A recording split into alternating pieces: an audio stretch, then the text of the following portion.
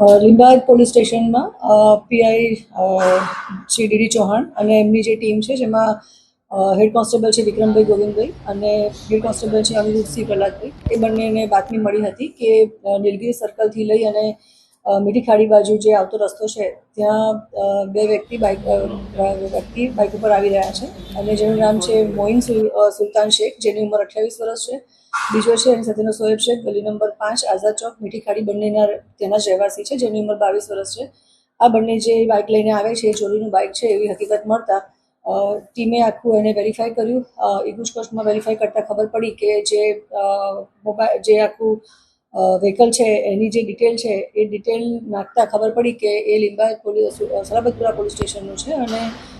ચોરીની બાઇક આ છે. એની આગળ ડિટેલ કાઢી અને ઇન્ટ્રોગેશન કરતાં ખબર પડી કે જ્યાં મેઇન આરોપી છે મેઇન સુલતાન શેખ અને સોએબ શેખ અલી, જેઓ છેલ્લા 6 મહિનાથી આ રીતે ચોરીની બાઇકો લાવતા હતા, જેનું ગૂગલ એપમાંથી અને જે બીજી ફ્રી એપ્લિકેશન્સ આવે છે નેટ ઉપર એમાંથી ડિટેલ લેતા હતા કે એના માલિક કોણ છે, એનજી ચેસિસ નંબર શું છે, એની બીજી ડિટેલ શું છે, રજિસ્ટ્રેશન નંબર શું છે, એ મેળવી અને એઆઈની મદદથી ChatGPTમાંથી બીજી એપ્લિકેશન્સનું યુઝ કરી અને એક નવી જ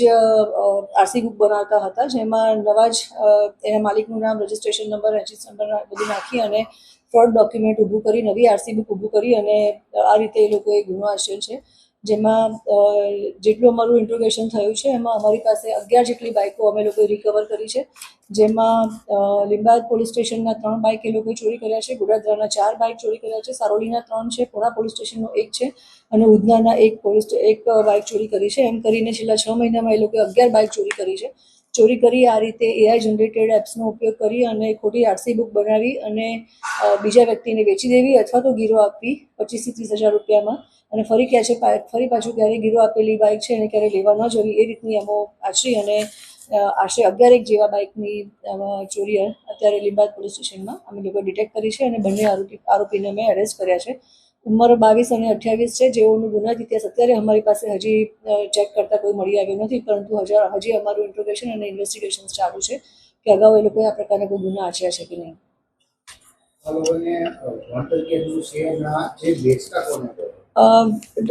એ લોકો જેને જરૂરિયાત, પોતે મજૂરી કરે છે, એ લોકોનું એવું કોઈ હાયર એજ્યુકેશન નથી અને જેને જરૂરિયાત હોય, આજુબાજુના વિસ્તારમાં હોય અથવા તો પોતાના ઓળખીતા હોય અને એમને ગીરોમાં આ રીતે બાઇક આપતા હતા અને 25-30 હજારમાં કોઈ પણ વ્યક્તિ બાઇક ગીરોમાં આપે છે અને પાછળથી પૂછવા નથી આવતું તો ક્યારેય કોઈ વ્યક્તિ એને પાછું આપતું પણ નથી અને આ લોકો પણ એને પાછું લેવા માટે જતા નહોતા.